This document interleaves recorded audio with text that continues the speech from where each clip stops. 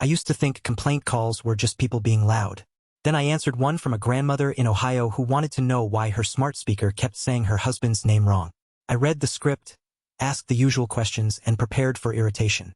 Instead she sighed and said, "Honey, I can tell from your voice that you are having a rougher day than I am. So let's not race to the bottom here."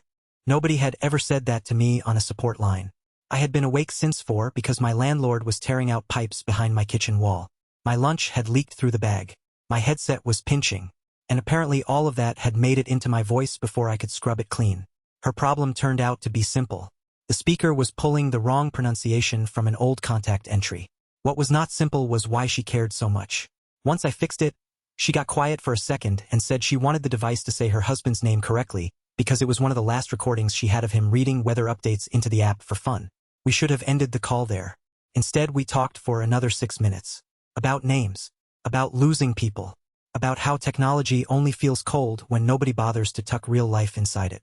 She told me to eat something with actual protein. I told her I would if she promised to replay the recording after we hung up instead of waiting for a harder day. 3 weeks later, a handwritten card arrived at the office addressed to the patient young man with the tired voice.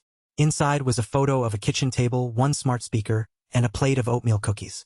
She wrote that the speaker now said Harold exactly the way she did, and that she had played his voice for her granddaughter without crying all the way through.